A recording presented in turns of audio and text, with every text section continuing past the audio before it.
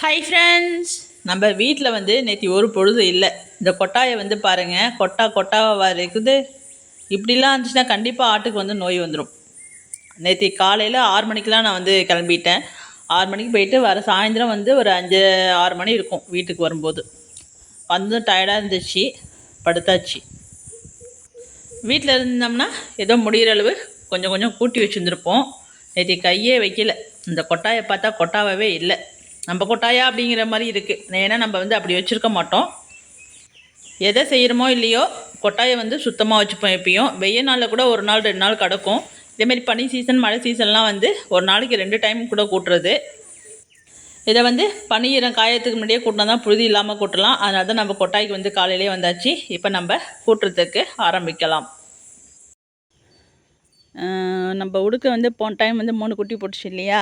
அதில் வந்து நம்ம ஒரு குட்டி வந்து வளர்ப்புக்கு கேட்டாங்க. அது வந்து வாங்கிட்டு போயிட்டாங்க. நம்ம கொட்டாயமும் கூட்டி முடிச்சாச்சு. கூட்டுறதுக்கு வந்து 1.5 மணி நேரம் ஆயிடுச்சுப்பா. அதுவும் பனியீரம் மழையீரம்லாம் இருந்த தொட்டு கொஞ்சம் சீக்கிரமே முடிஞ்சிச்சு. நம்ம ஃபுல்லாக கூட்டி முடிச்சிட்டோம். சுத்தமாக கூட்டிட்டோம். பரணை மேலே மட்டும் இன்னும் கூட்டலை. அவங்க வந்து கொஞ்சம் பேர் படுத்துருக்காங்க. அவங்கள எழுப்பி விட்டாக்கா கூட்டுறதுக்கு இடைஞ்சல் பண்ணுவாங்கன்னு சொல்லிட்டு சைலண்டாக விட்டாச்சு. இன்னும் நிறைய பேர் படுத்துருந்தாங்க. எல்லாம் இறங்கிட்டாங்க. இறங்கி வந்து கூட்டின இடத்துல வந்து கீழே படுக்கிறாங்க. அப்போ தான் ஒவ்வொருத்தங்களாம் இடம் பிடிச்சி படுத்துக்கிட்டு இருக்காங்க. இது மட்டும் என் பின்னாடியே சுற்றுது. என்ன செய்யலாம் அதை? ஒன்றும் செய்யலாம் அதை. என் கொம்புக்கு இதான் அது ரூமு போல் ஆகிப்போச்சு. இது இடம், இந்த இடம். அதை விட்டு இறங்க மாட்டேங்கிறாங்க அவங்க பிள்ளையும் அவங்களும். இனிமேல் வந்து மேய்ச்சலுக்கு போவானுங்க. இல்லை விடுங்களான்டா, ஏன்டா படுத்துறீங்க?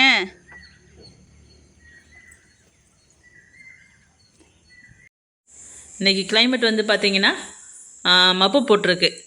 மப்பு போட்டதோடு சேர்த்து பனியும் பெய்யுது. நல்ல பனி பெய்யுது. மணி வந்து பார்த்திங்கன்னா 8:30 ஆகுது. ஆனால் நமக்கு வேர்த்து ஓடிக்கிட்டு இருக்கு. பயங்கரமாக வேர்த்து ஓடிக்கிட்டு இருக்கு. என்ன காரணம் அப்படின்னு பார்த்திங்கன்னா வேகமாக கூட்டினது. அடுத்தது போய் சமையல் செய்யணுமே அப்படின்னு சொல்லிட்டு வேகமாக கூட்டினது தான். வேறு ஒன்றும் கிடையாது. நேற்று அடிச்சுட்டு பாருங்கள் வெயில். வெளியில் போன டயத்தில் எனக்கு தலைவலினா அப்படி ஒரு தலைவலி வந்து படுத்துட்டேன். எது எங்கே என்ன நடந்துச்சுங்கிறதெல்லாம் தெரியல. படுத்தாச்சு. பயங்கர வெயில். இங்கேயுமே வந்து பார்த்திங்கன்னா நேற்றுக்கு நல்ல வெயில் அடிச்சது அப்படின்னு சொன்னாங்க. ஏன்னா நம்ம காலையிலே போயிட்டு சாயந்தரமாக வந்தோமா, இங்கே என்ன நடந்துச்சுங்கிறது தெரில. அதனால் இங்கேயுமே நல்ல வெயில் தான் அடிச்சிருக்கு. சண்டை பொறுத்த பாருங்க அதுக்கிட்ட போய்.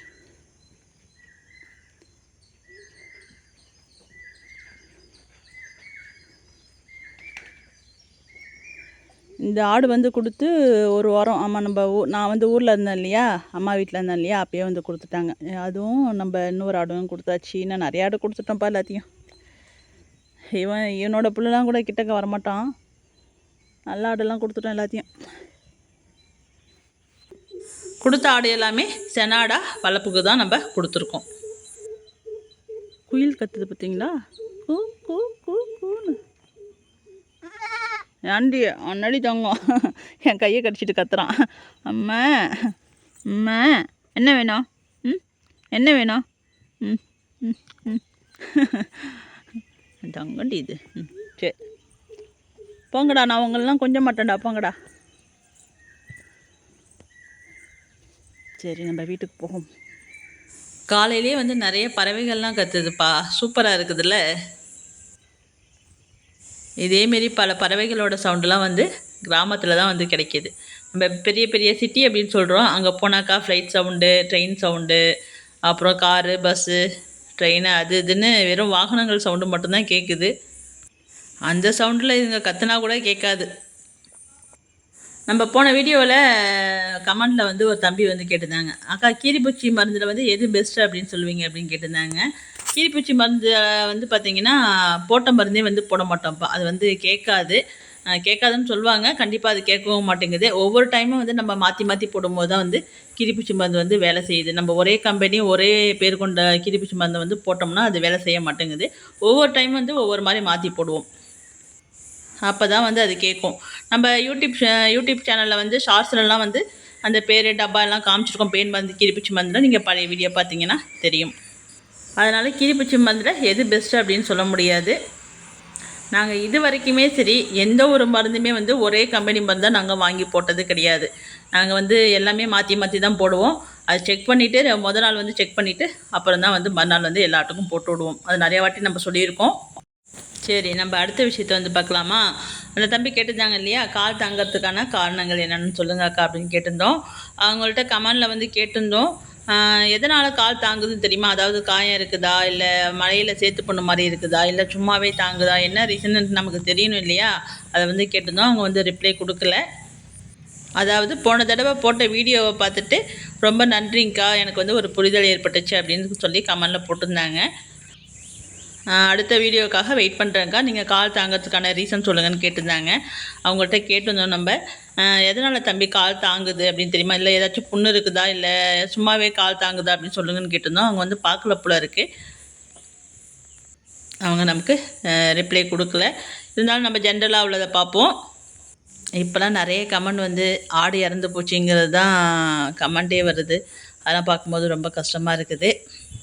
அதுவும் மழை நாளும் பனி நாளும் ரொம்ப ஜாக்கிரதையாக பார்த்துக்கணும். மழை நாள் கூட ஓரளவுக்கு பரவாயில்லப்பா. இந்த பனி சீசன் இருக்குது பாருங்கள், எல்லா நோயும் கொண்டுட்டு வரதே இந்த பனி தான்ப்பா. இந்த பனி சீசனில் மட்டும் ஆடுங்களை நம்ம காப்பாற்றிட்டோம்னா மற்றபடி எந்த பிரச்சனையும் இருக்காது. வெயில் நாள்லாம் எந்த ஒரு பிரச்சனையும் இருக்காது. இப்போ வீடியோவில் கேட்ட தம்பியும் சரி, உங்கள் ஆடு கிட்டத்தட்ட ஒரு 10 ஆட்டுக்கு மேலே இறந்து போச்சு அப்படின்னு சொல்லியிருந்தாங்க. நம்ம ரெட்டி பாபு சாரும் அவங்களும் சொல்லியிருந்தாங்க. அவங்கள்ட்டையும் கேட்டிருந்தோம், என்ன ரீசனால சார் இறந்து போச்சு? அவங்க செம்மறி ஆடு வளர்த்துருந்தாங்களாம், அவங்க ஆடு வந்து இறந்து போச்சு நிறையா அப்படின்னு சொல்லியிருந்தாங்க. என்ன ரீசன் கேட்டிருந்தோம், அதை வந்து அவங்களும் ரிப்ளை பண்ணல. அப்புறம் நம்ம தம்பி சந்தோஷ் கண்ணா அவங்களும் வந்து அவங்க ஆடு வந்து நம்ம அலாட்டு சைஸில் உள்ள ஆடு வந்து இறந்து போச்சுன்னு சொன்னாங்க. அது வந்து அவங்களுக்கு காரணம் தெரியலாமா அப்படின்னு சொல்லியிருந்தாங்க. அப்புறம் இன்னொருத்தவங்க வந்து நம்ம வீடியோவை பார்த்துட்டு, அதாவது இப்போ போட்டோம் இல்லையா போன தடவை, அந்த வீடியோவை பார்த்துட்டு ஆடு வந்து குட்டி பிடிச்சான், அது வந்து போயிட்டு தடுப்பூசி போட்டுட்டு வந்துட்டோம்மா அப்படின்னு சொன்னாங்க. ரொம்ப சந்தோஷம். அப்புறம் இன்னொரு கமெண்ட் என்ன அப்படின்னு பார்த்தீங்கன்னா, அவங்க ஆடு வந்து எப்போ குட்டி போட்டாலும் குட்டி வந்து இறந்த நிலையிலே தான் போடுது, என்ன காரணம் அப்படின்னு கேட்டிருந்தாங்க. குட்டி வந்து இறந்த நிலையில் போடுதுன்னா அது வந்து ஆட்டுக்கு வந்து எல்லா விதமான சத்தும் கிடைக்கல, அதுங்களுக்கு போதுமான சத்து இல்லாததுனால தான் குட்டிங்களை வந்து அது இறந்த நிலையில் போடுது. கண்டிப்பாக ஆட்டுக்கு வந்து சப்போர்ட் பண்ணுங்கள். நீங்கள் டாக்டரை கூட்டிகிட்டு வந்து காமிங்க, என்ன ரீசனுங்கிறத சொல்லுவாங்க. கண்டிப்பாக ஆட்டுக்கு வந்து சத்து இல்லைனா தான் வந்து அது வந்து இறந்த நிலையில் குட்டி போடும். கர்ப்பப்பை வந்து வீக்காக இருக்குது, அதனால தான் அது இறந்த நிலையில் குட்டி போடுது. அப்புறம் இன்னும் ஒரே ஒரு முக்கியமான விஷயம், கமெண்டில் வந்து கண்டிப்பாக இதை சொல்லுங்கள் அப்படின்னு சொல்லியிருந்தாங்க. ஆடுங்கள்லாம் வெளியில் மேய்ச்சலுக்கு ஓட்டிகிட்டு போகிறோம் இல்லையா, அப்போ அழகுக்காக வந்து தெரு ஓரங்களில் வந்து அரளி செடி வச்சுருப்பாங்க. இந்த பூ வந்து கலர் கலராக பூக்கும் இல்லையா, அதெல்லாம் வந்து சாமிக்கு பயன்படுத்துறதுக்காக வந்து வச்சுருப்பாங்க. அந்த செடியை வந்து பூவை வந்து சாப்பிட்டுச்சுன்னா, அதாவது அரளிப்பூ அரளி செடியெல்லாம் வந்து சாப்பிட்டுச்சுன்னா ஆடுங்க வந்து திடீர்னு இறந்து போகும் அப்படின்னு சொல்லியிருந்தாங்க. இது கண்டிப்பாக எனக்கு தெரியாது, அவங்க சொல்லியிருந்தாங்க. நம்ம வந்து தெரியப்படுத்தலாம். அவங்களுக்கு ரொம்ப நன்றிப்பா. அப்புறம் இன்னொரு தம்பி வந்து, அக்கா பரணியை வந்து காமிங்க அப்படின்னு சொல்லியிருந்தாங்க. நம்ம நிறைய வீடியோவில் வந்து பரணியை வந்து தெளிவாக காமிச்சிருக்கோம்ப்பா. இருந்தாலும் அவங்களுக்காக இன்னும் ஒரு டைம் வந்து காமிச்சிடலாம் வாங்க. இது வந்து பார்த்திங்கன்னா, அந்த ரீப்பர் இருக்கு இல்லையா, கீழே வந்து ரீப்பர் போட்டிருக்கோம் பாருங்கள், அது மூங்கி மரம். இதெல்லாம் வந்து எங்கள்கிட்ட சொந்தமாக இருந்த மரம், அதை வந்து அறுத்து நாங்கள் வந்து போட்டுவிட்டோம். மூங்கி மரம் ரீப்பர்லாம் நாங்கள் வந்து விலைக்கு வாங்கலை. கீற்று, பாலை, கயிறு, அப்புறம் இந்த தூண் இதெல்லாம் வந்து விலைக்கு வாங்கினது. ஆசாரி கூலி இதெல்லாம் வந்து அதுவே வந்து 1,00,000 ரூபா தாண்டிடுச்சு. ஆசாரி கூலி, அந்த இரும்பு பைப்பு, அப்புறம் கீற்று இதெல்லாம் வந்து 1,00,000 ரூபா தாண்டி போச்சு. இது நீட்டு அகலம் எவ்வளோன்னு பார்த்தீங்கன்னா 11க்கு 42 46 தெரில, 11 அடி அகலம், 42 இல்லை 46 தெரில நீட்டு. ஏன் பாதியிலே விட்ருக்கோம் அப்படின்னு பார்த்தீங்கன்னா, இது வரைக்கும் தான் எங்களுக்கு சொந்த மரம் இருந்தது வந்து ரீப்பர் வந்து வந்துச்சு. அதுக்கப்புறம் விலைக்கு வாங்கி போடுற மாதிரி இருந்துச்சு, அதனால் வந்து அப்படியே நாங்கள் முடிச்சுக்கிட்டோம். இந்த கீழே இருக்கிறது வந்து அது கள்ளக்குடி கூண்டு. அது வந்து இப்போதைக்கு நாங்கள் மழை பெஞ்சதுனால இடம் பத்திரங்கிறதுனால திறந்து விட்டுட்டோம். அதில் வந்து ஒரு 4 பேர் வந்து எப்பயும் படுத்துப்பானுங்க. அது கொஞ்சம் ஃப்ரீயாக இருக்கிறதுனால அதை நாங்கள் வச்சுருக்கோம். இப்போ கீழெல்லாம் போட்டிருக்கோம் இல்லையா, பைப்பு, அப்புறம் அந்த சிமெண்ட்டு கட்டை சுற்றிலும் வந்து கட்டை கட்டினது, இதெல்லாம் வந்து 1,00,000 ரூபா தாண்டி போச்சுப்பா. அப்புறம் வந்து போன வீடியோவில் வந்து நிறைய பேர் பாசிட்டிவான கமெண்ட் கொடுத்துருந்தீங்க. ரொம்ப ரொம்ப ரொம்ப சந்தோஷம். அதாவது யூஸ்ஃபுல்லான வீடியோ அப்படின்ற மாதிரி எல்லோரும் பதில் சொல்லியிருந்தீங்க, ரொம்ப சந்தோஷம். அப்புறம் நம்ம ஒரு விஷயத்தை வந்து சொல்ல மறந்துட்டோம். குட்டிங்களுக்கும் வந்து கீரிப்பூச்சி மருந்து போட்ட உடனே நம்ம லிவர் டானிக்கு ஆட்டுக்கு எப்படி கொடுக்குறோமோ அதேமாரியே வந்து குட்டிங்களுக்கும் கண்டிப்பாக கொடுக்கணும்ப்பா. நம்ம அதை வந்து விட்டுட்டோம். நம்ம ரஞ்சித் தம்பி வந்து ஞாபகப்படுத்தியிருந்தாங்க. அதனால் ஆட்டுக்கு நம்ம எப்படி ஃபாலோ பண்ணுறோமே அதேமாரி குட்டிக்கும் வந்து கீரிப்பூச்சி மருந்து போட்டதுக்கப்புறம் லிவர் டானிக்கு கொடுங்க. நம்ம ரஞ்சித் தம்பிக்கு ரொம்ப நன்றி. என்னடா அது ஆடை பற்றி சொல்ல வந்தது என்னென்னமோ சொல்லிட்டு இருக்கே அப்படின்னு நினைக்காதீங்க. இதெல்லாம் கண்டிப்பாக தெரியப்படுத்த வேண்டிய விஷயம் இல்லையா, அதனால் தெரியப்படுத்தியாச்சு. இப்போ வாங்க வந்த விஷயத்தை பார்க்கலாம். ஆட்டுக்காலில் வந்து புண்கள் வரத்துக்கு முக்கிய காரணம் என்ன அப்படின்னு பார்த்தீங்கன்னா, நம்ம அதுங்க இருக்கிற இடத்த வந்து சுத்தமாக வச்சுக்காது தான் முக்கிய காரணமே. அது வெய்ய நாளில் கூட பரவாயில்ல, அவ்வளோக்கா தெரிஞ்சிக்காது. மழை நாள் இந்த பனி நாள்லாம் பார்த்திங்கன்னா எந்த நேரமும் வந்து அதுங்க இருக்கிற இடம் வந்து ஈரத்தன்மையோடு இருக்கும். அப்போ அதுங்க போடுற யூரின், சாணி, அப்புறம் மண் எல்லாம் கலந்துக்கிட்டு அது குழம்புல போயிட்டு அப்படியே ஒட்டிக்கும், கேக்காட்டம் வந்து ஒட்டிக்கும். வெய்ய நாளாக இருந்துச்சுன்னா அதுங்க வந்து உதிர்ந்துடும்.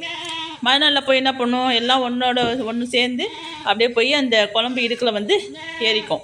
அது என்ன பண்ணும், அது நாள்பட அதுங்க கிருமிகளாக மாறி அதுங்க காலில் வந்து காயத்தை ஏற்படுத்தும் போது என்ன பண்ணுதுன்னா புழு வைக்க ஆரம்பிச்சிடுது.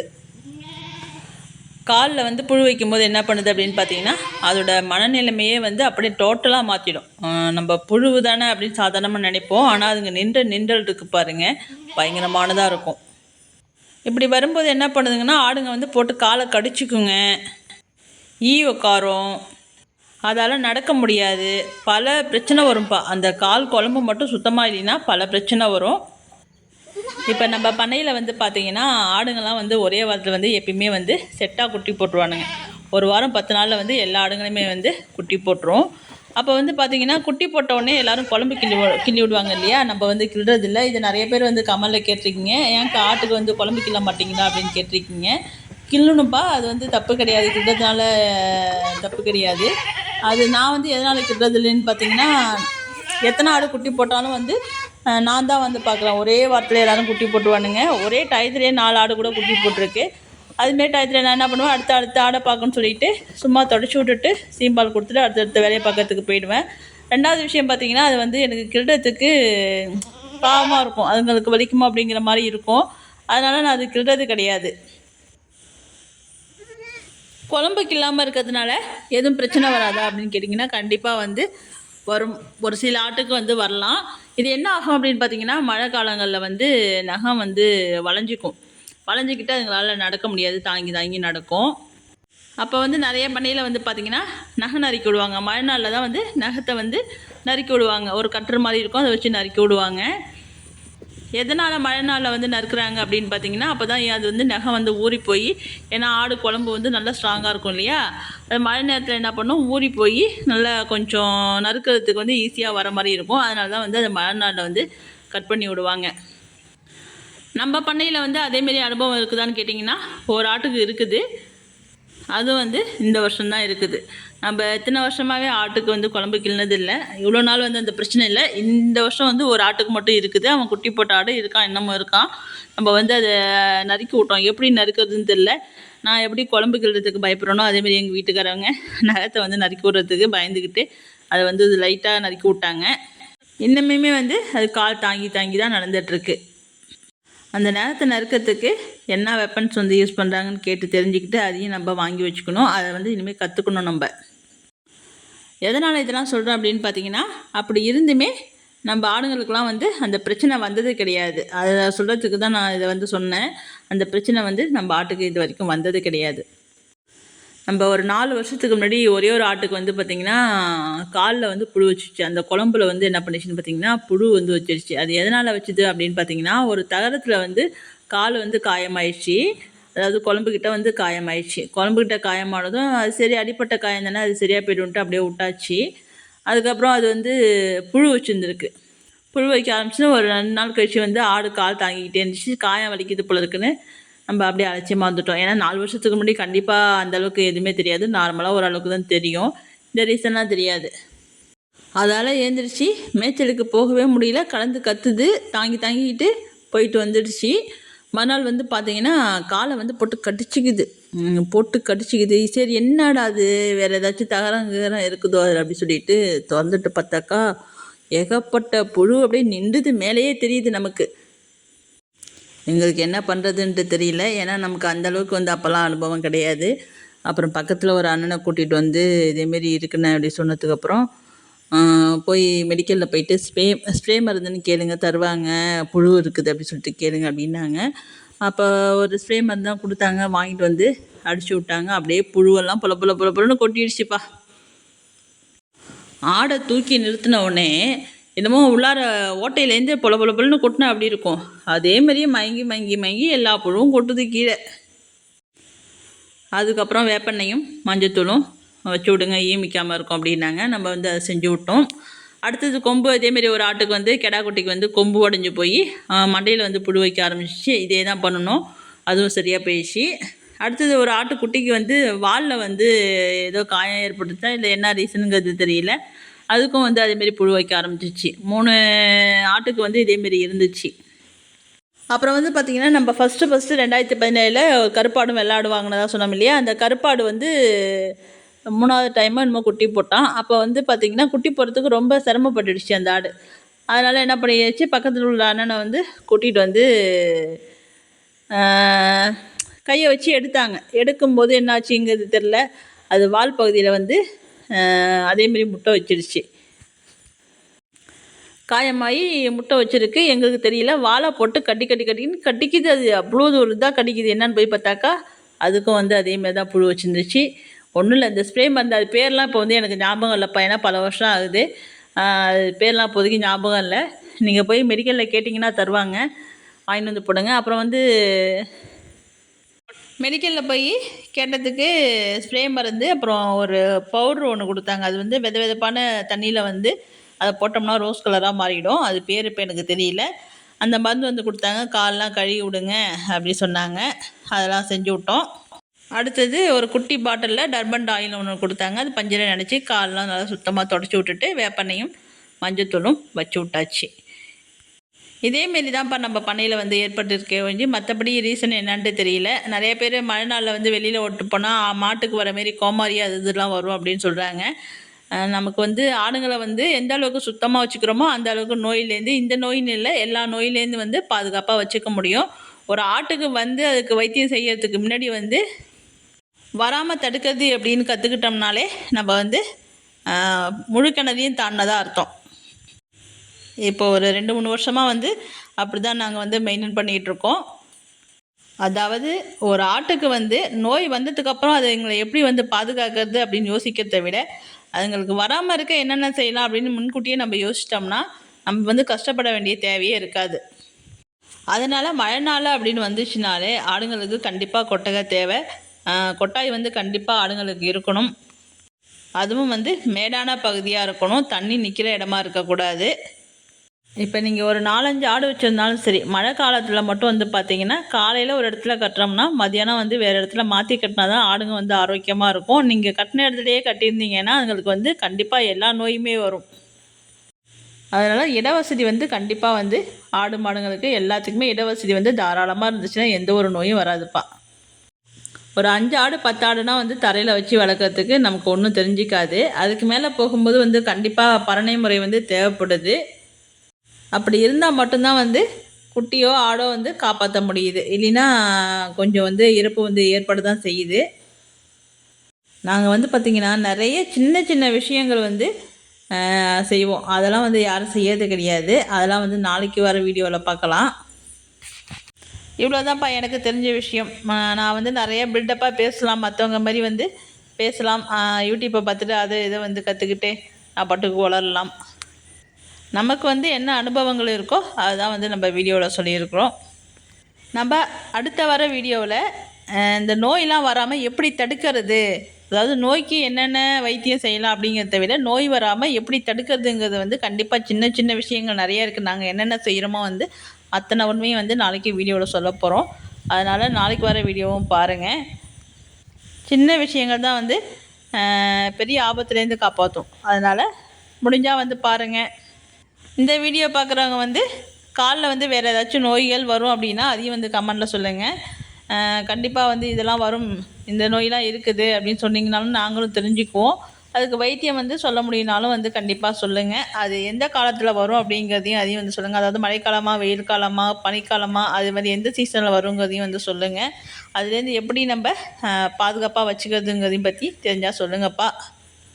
நம்ம இன்னொரு நாள் வந்து நல்ல விஷயத்தோடு வந்து வீடியோ பார்க்கலாம்.